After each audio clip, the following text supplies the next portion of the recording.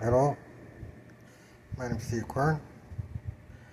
I'm currently working on a Dungeons and Dragons RPG Red Book Rules copyright 1980 campaign adventure project. I call these are actually 1981 publications. I got this version back in 1980. It eventually got stolen, and I eventually replaced it. It got stolen back in 1995, and sometime in the late 90s, early 2000s, I got a replacement. 2000s. I think I got this in. No, I got this in San Antonio. Yeah, so it's in 2000. I got this in post 2000, sometime between 2000 and 2020. Then I have this. I bought this in the 1980s before the revised Beckme box set came out, and I have that set too.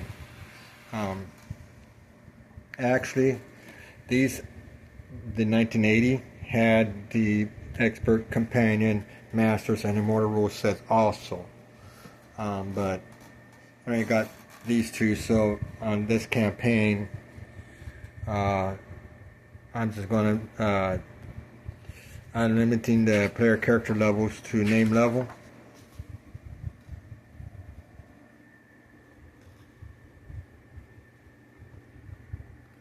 And so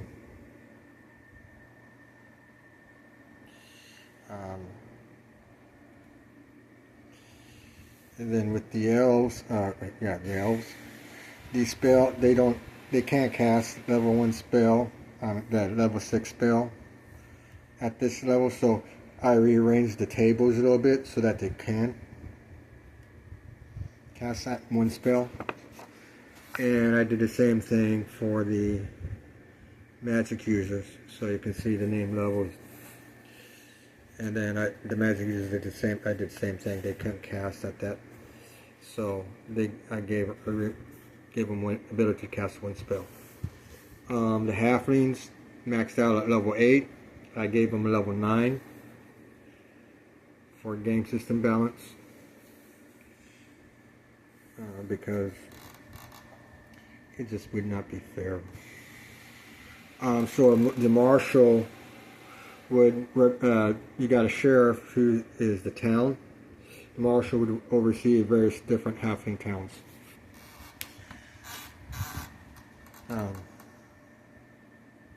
So that's how that would work. So that's the main revisions I did there.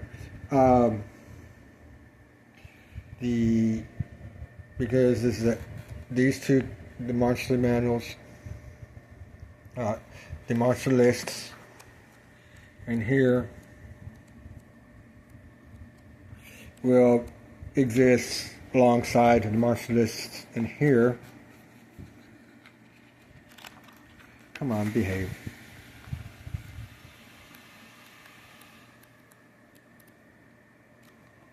Okay. And so basic characters will encounter expert rules monsters within this campaign.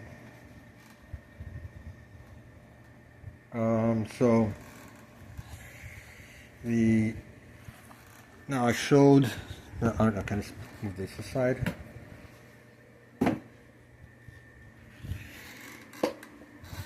So I showed this previous video. It's a 3-inch ring binder. It's a 1960s model. I think it's really old. Could be a 50s model, 40s model. I don't know. It is old, older than me. I believe, or it could be as old as I am. I was born in the mid 60s. Okay, so this is the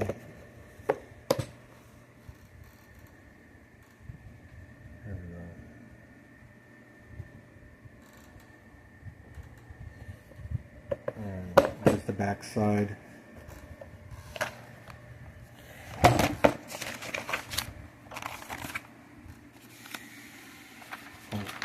And it's upside down.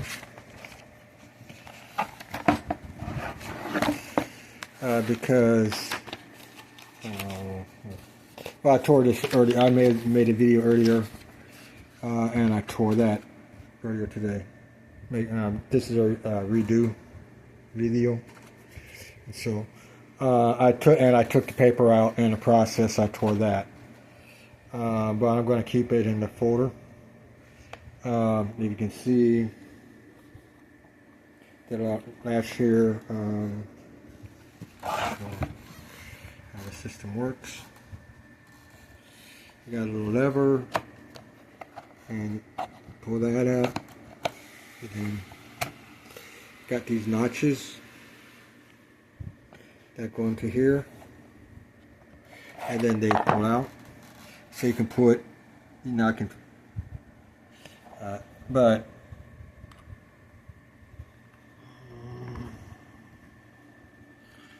so I'm not going to do. I'm just going to leave it in there, and then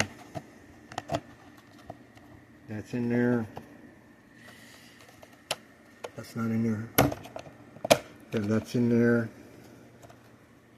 and notch it in place.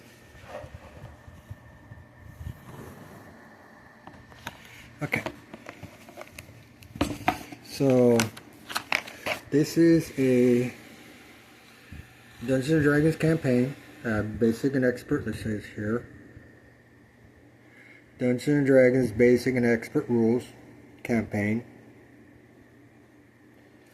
01, what is it?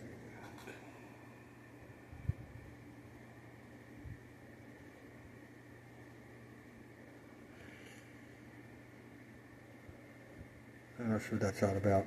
I don't know what this is.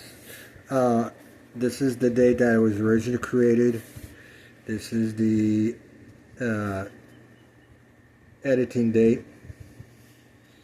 Design and awareness. So, with basic and expert, the way these games were designed, you start out with the player characters. When you create level 1, your level 1 characters are going to be going into dungeons and stuff, because that's how the. Then once you get up and higher levels, you start wandering around in wildernesses. So, and then you, your campaign, your game world environment expands from that. So, but what I'm doing with this, and this is how the Querinworld Campaign works back in 1984. And this is a variation of the 1984 campaign creation. Or it's a redo, basically. My current project is basically a redo of the 1984 Querinworld Campaign. So what I'm doing with this is I'm creating a wilderness that includes all of the monsters together. So this is about 150 monsters, give or take 20. Well, it's about 75 and about 75. It's it's about 150, and maybe a couple. That's properly listed, and then like the troll. Then, for example, on the bats, you have a normal bat and you got a giant bat, and then you also have within the giant bats a vampire bat. So you don't. So you have variations thereof that are not mentioned, that are not bold printed. So you have more than what's listed in the book, from what you can actually count. Same thing here. So, and you're looking at roughly about, I did a rough calculation, around 75 monsters per book. So there's approximately 150. That's a rough calculation. An estimated guess.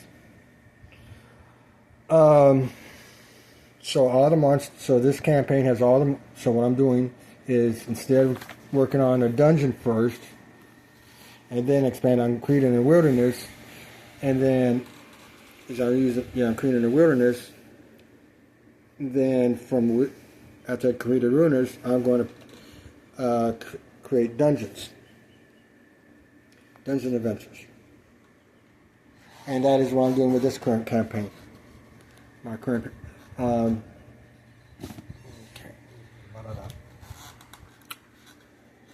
So I basically highlighted the steps that are in the game.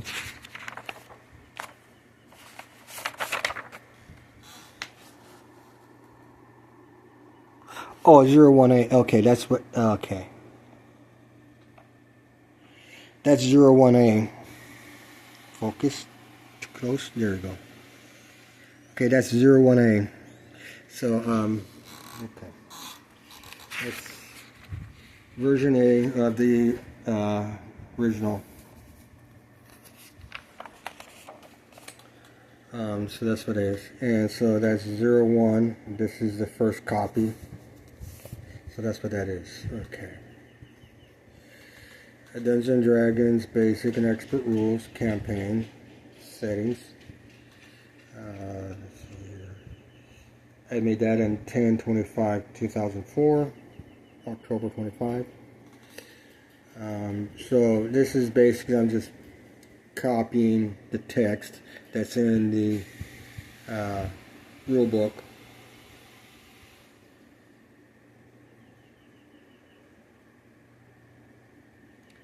Sort of, that there's content here that I have not.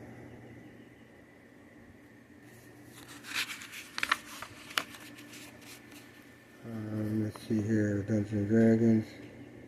Outline of this. This format is for designing multiple wilderness settings that are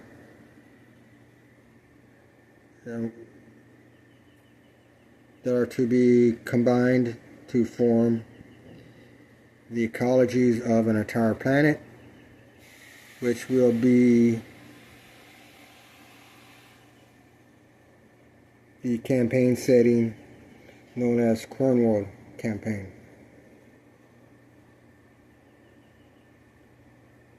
Okay, so decide on a setting.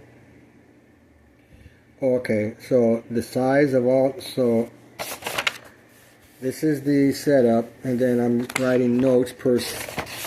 So what I did here is, okay, here's the procedures, and these are my game master notes concerning the procedures. Okay, it's not a copy of rules. The size of the wilderness settings are based on the monster movement. Okay, I'm going to have to rate of all. Look, I'm using my glasses instead of the camera. 480 yards per 10.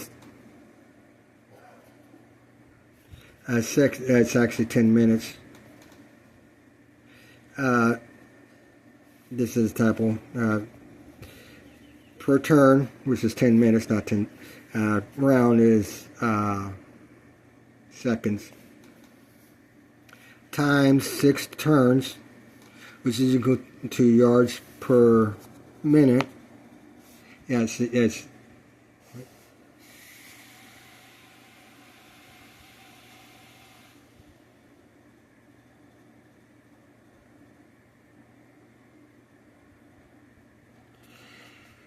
is equal to yards per hour times 24. So this is count. So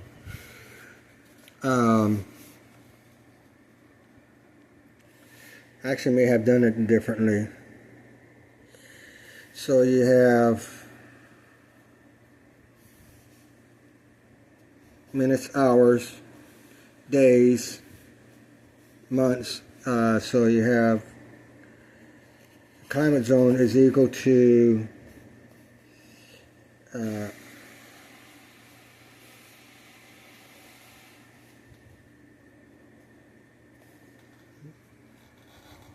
what's going on here?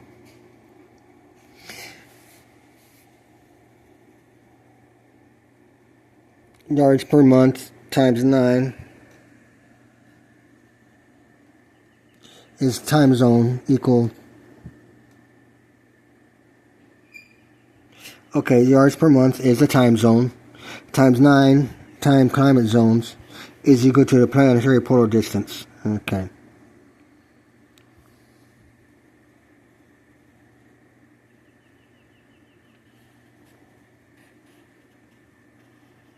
So yeah, 480 times 6.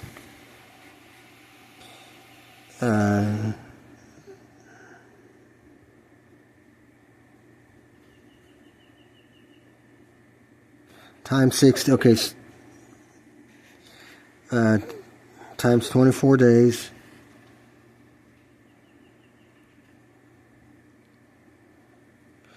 Times 24 hours times 28 days times 9 climate zones is 1,045 yards, which is 3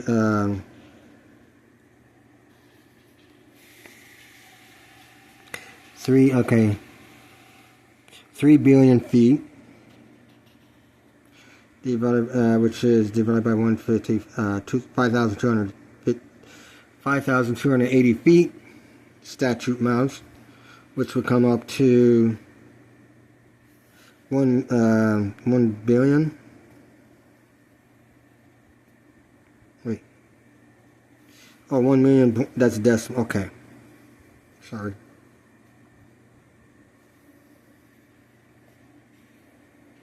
Yeah, 1 million miles.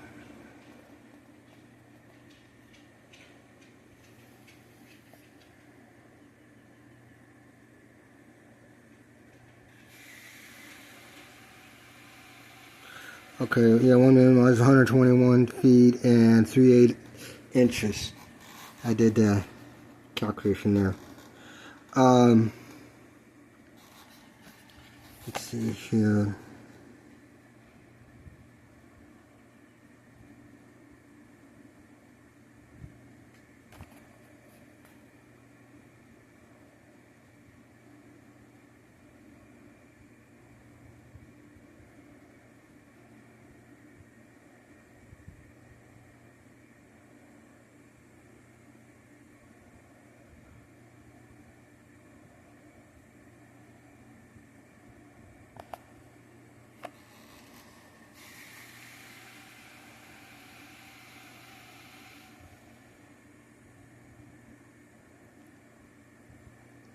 So you can say, decide the environment, or decide what the monsters are, then determine what the environment is. You decide what the environment is, then you decide what monster is in the environment. You decide what the monster is, and you decide what the environment is from the monster.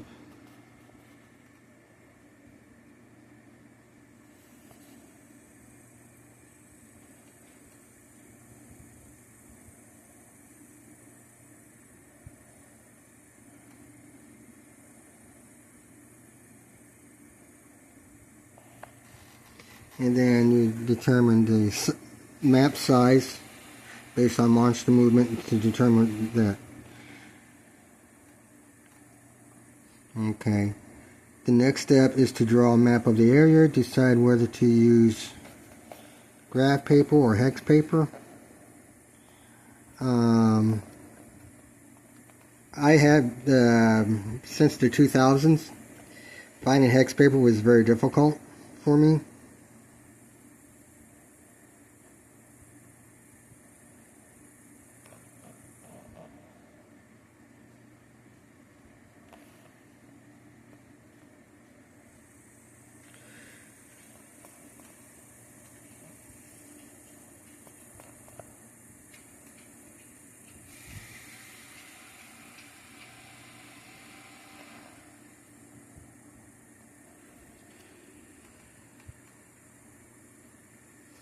No, I say base town, but settlements that would also include human settlements, dwarf settlements, elven settlements, halfling settlements. Basically, so I changed that. I changed the terminology a little bit. Um,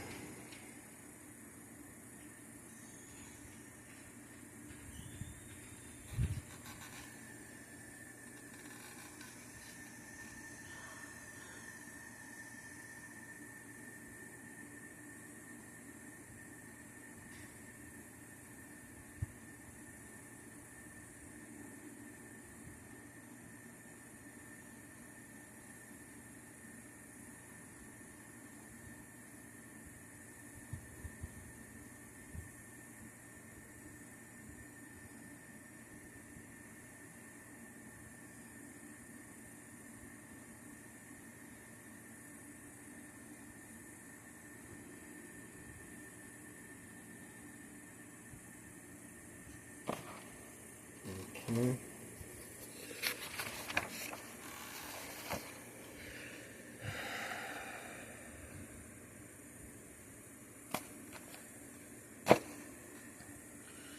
Settlement, okay, outline the settlements.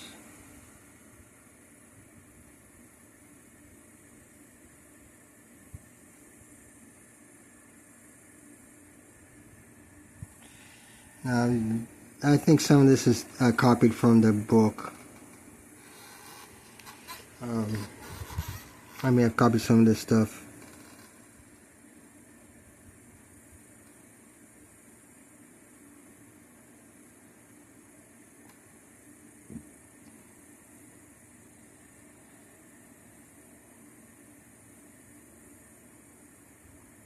And then I rewrote it. I didn't just copy it, I changed the wording to and punctuation to my writing style. So I modified the text a little bit. If I did copy it.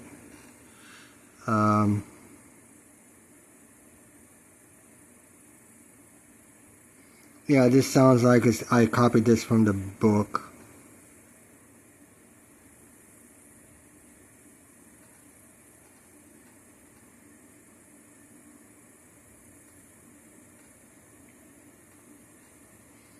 Okay. So the original part is okay. I did some of my own calculations.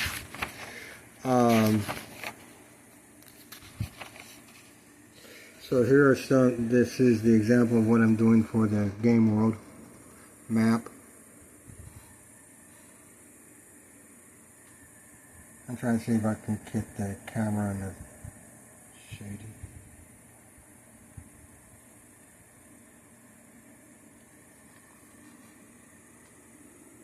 So you have the Arctic, subarctic, temperate, subtropical, tropic.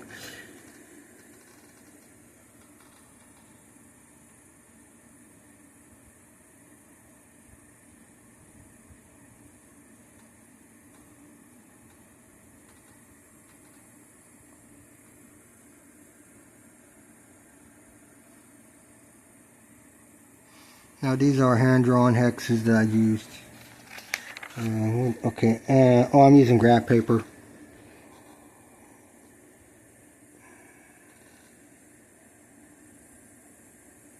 To draw these hexes.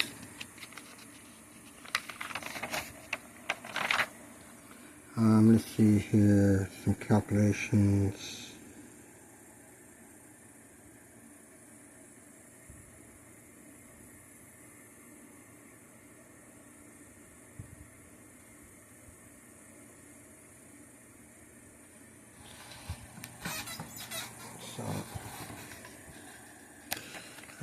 My math is wrong.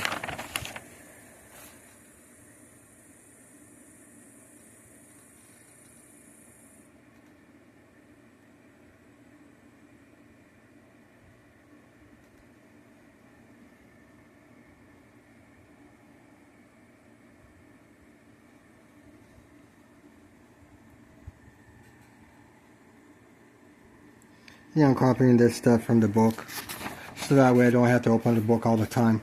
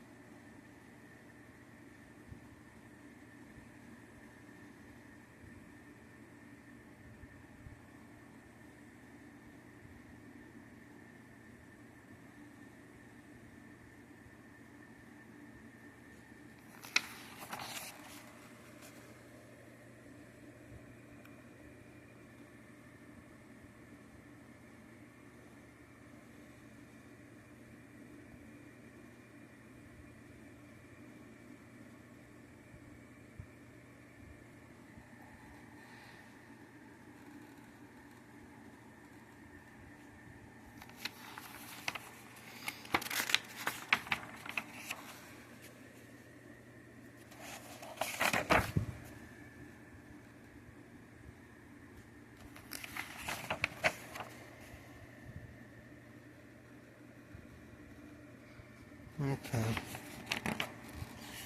So that's that.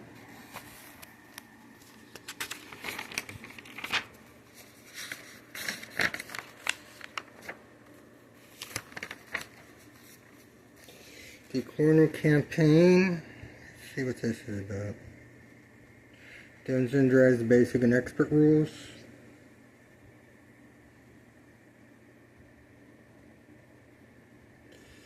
Total planetary treasure. Okay. Yeah, I was thinking this is...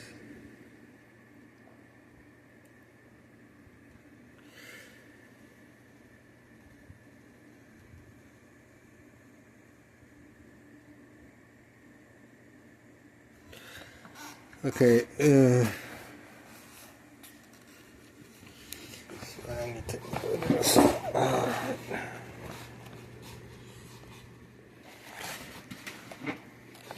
Okay. Alright,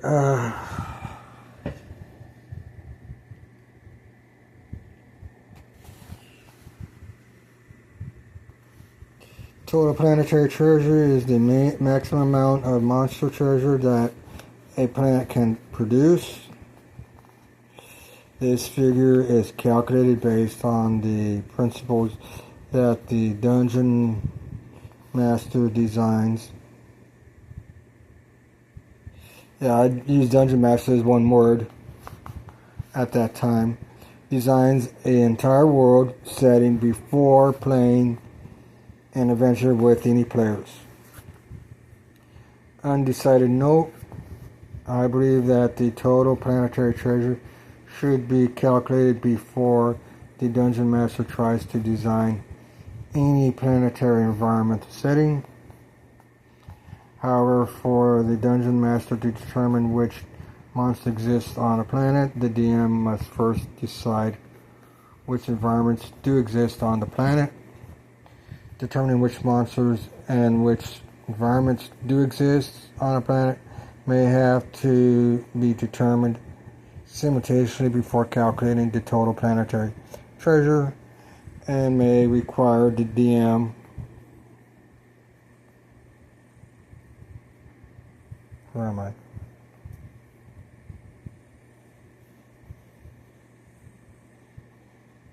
There we go.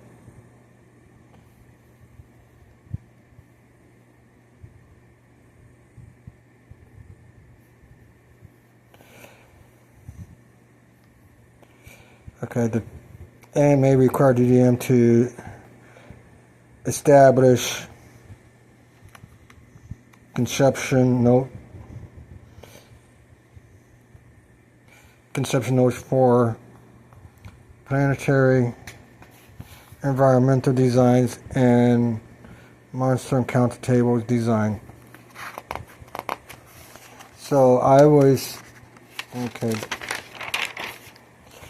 and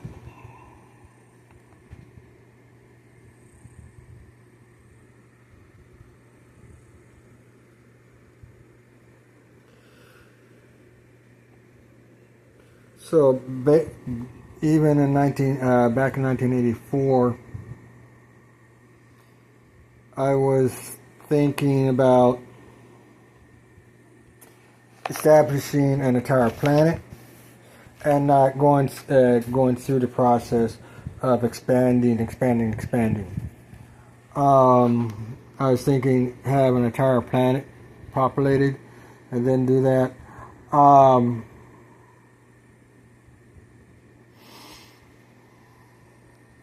So that's what that's about. That's not going to happen. So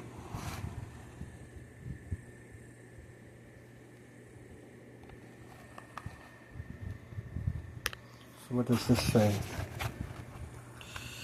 For any planet to sustain life on its own, there has to be some form of hierarchy that exists amongst the life forms on the planet in question. This thesis is the basis of which I have tried to follow when creating the my 1980 Dungeons and Dragons Basic Expert Rules campaign setting. Querinworld. And my Gary Gygax Events Dungeons and Dragons campaign setting the Ancient Earth. This thesis is also important for real world sciences of terraforming, eco-management, biosphere metrics, etc. Although my work concerning planetary life form relationships has been limited to fictional world settings for role-playing game settings to this date, my role-playing game world settings are actual studies of real-world Earth life sciences by serving as models for comparison to Earth.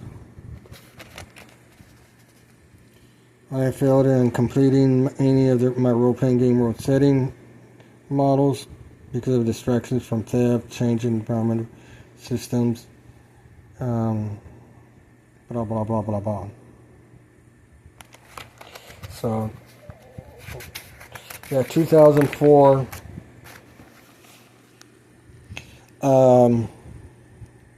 Between 1995 and 2005, most of my RPG activities was focused on the hero system. Champions. Hold on. Yawning. On the hero system, 4th edition, which is Champions, the super role-playing game. I found that publication to have lots of editorial errors in it, and so I decided to rewrite the rules for that to correct those errors. There are game system mechanics that were broken that we're wanting to fix.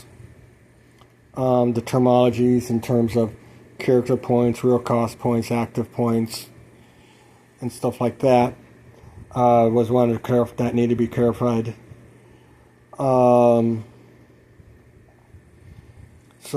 Harris's had that. On top of that, that was innately required. My Heroes and Champions campaign for the hero system is based on a concept that hero characters like Sherlock Holmes would coexist in this world with superheroes like Superman. Hero system is designed where Superman and Sherlock Holmes do not coexist in the same game world. The rules do not. The rules favor either you can have a Superman character in a heroic campaign, but he has to be designed using heroic rules. You can have a Sherlock Holmes character in a superhero campaign, but he has to be designed based on the heroic campaign rules. So there were rules for heroic character designs, and that was separate from rules for superhero character designs. And what I did was say, scrap that. You can design heroic characters or superhero characters. There is little distinction between the two. The primary distinction is the wealth mechanic, which I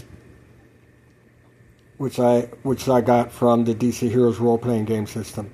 So, and there are some other gaming aspects, skill levels and stuff that the DC Heroes role-playing game had that I thought would be beneficial for the Heroes and Champions campaign, so I added that. Hero system did not have rules, mechanics concerning skill levels and stuff, so it was hero system was broken in that way. It's not really balanced properly. On top of that, there were some game system mechanics that DC Heroes role-playing game had that I wanted to play with that the hero system did not have. We're talking about 4th edition here. Champions of the Super Role-Playing Game did not have. So I adopted those systems on top of that. So there was a lot of modifications I was doing to the rules writing and house rules projects was going on there. In 2005, 5th edition came out.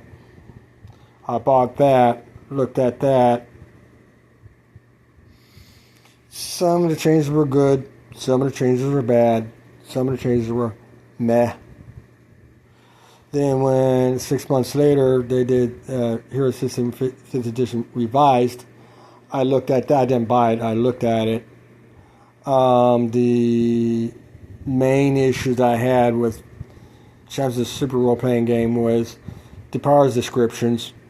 We're using term character points instead of real cost points or active points or limitation points or advantage points, or which was needed, or active values, limitation values.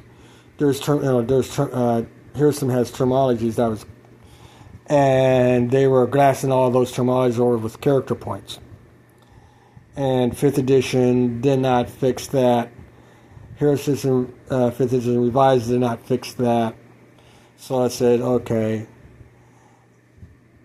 Hero System is a scam, and without Hero System, my Heroes and Champions, my History of Querinworld Campaign project was dead in the water. So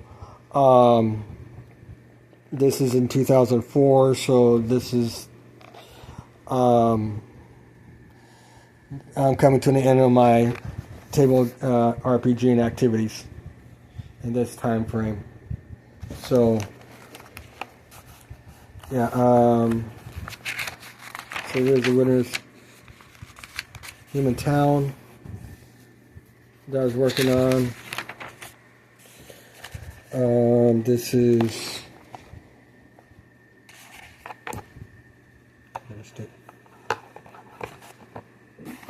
Paramount.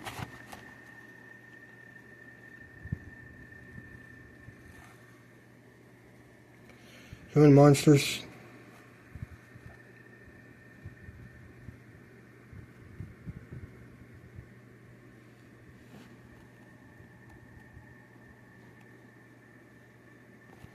Yeah, this is a more advanced than I did. Than what I did with my current campaign. Yeah, so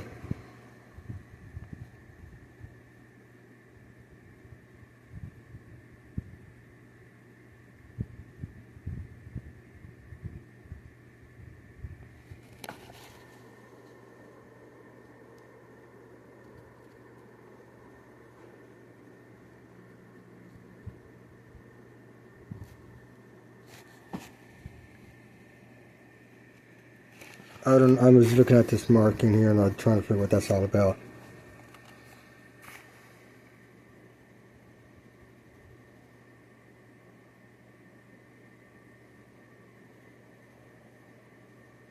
Oh, I may have referenced the Beckney box set on this stuff here.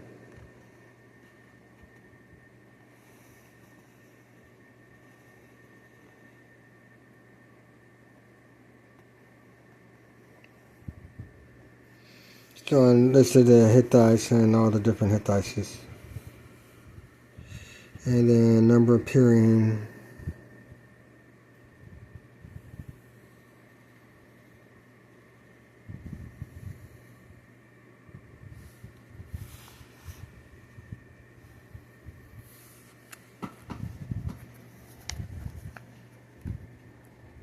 Altered humans.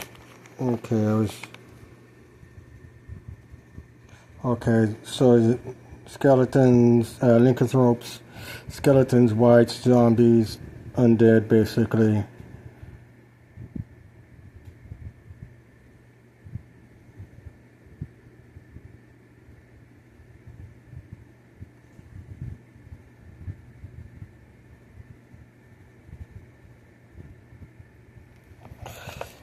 I don't know why I put the goblin. I put the goblins, golems on there.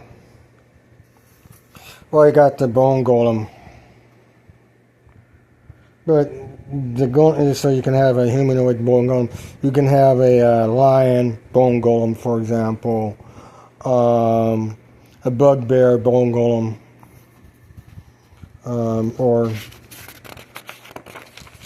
or you can do a mixed match.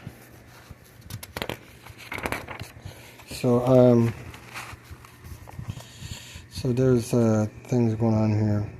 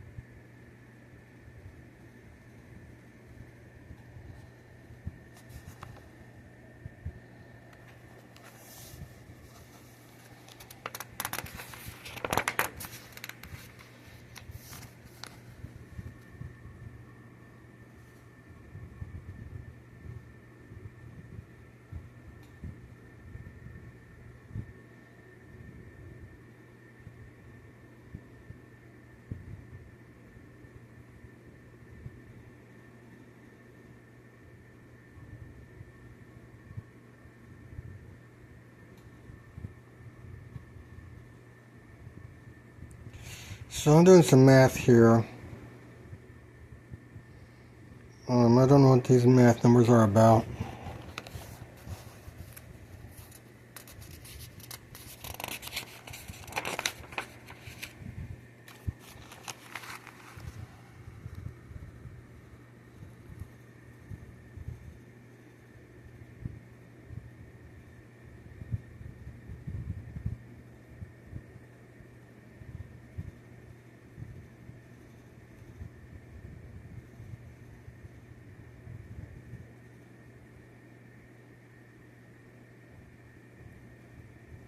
Okay, map area. Okay, so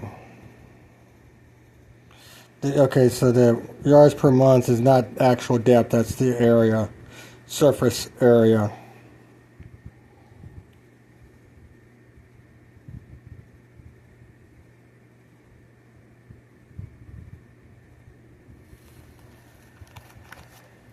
Okay.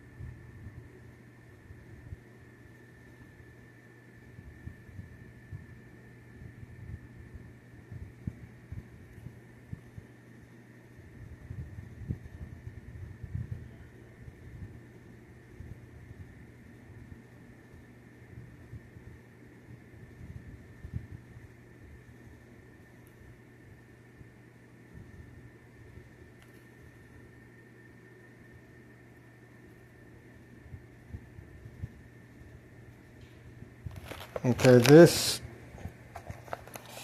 the belief that the technological belief system here, this is the foundation of the Querinworld Society that I created for the Battletech second edition storyline. Why the so okay.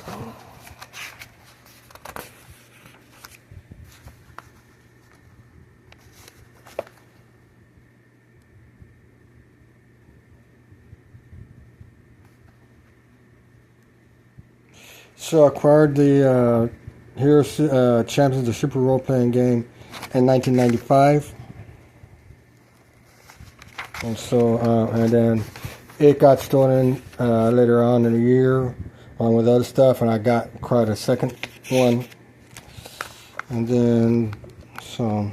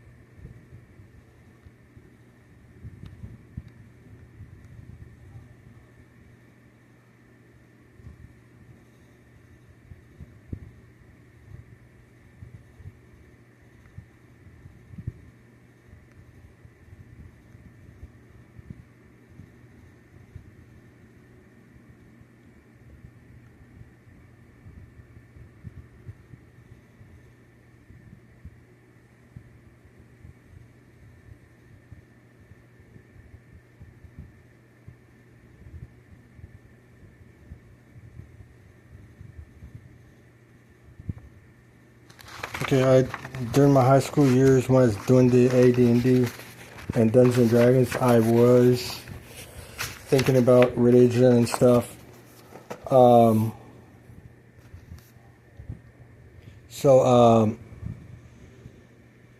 did eventually acquire the Bhagavad Gita. Yeah. But I was wanting to acquire various different religious stuff. So that's an earlier attempt of my Querinworld campaign. I am not. Some of that stuff is representative of what I'm trying to do with my current campaign project. Some of it is, so it's just something to look at, analyze, and compare notes with, and to help understand what I'm doing. This is the Querinworld campaign. Was actually a study of life, and I'm not really doing that with this campaign, this project. So when I said this is a Querinworld campaign, it's not, but it's designed under the similar process, the design process, the world generation process, the adventure creation process is the same, but it does not have the motivations. It does not have the philosophy that the Querinworld campaign was founded on. So that's it for this video.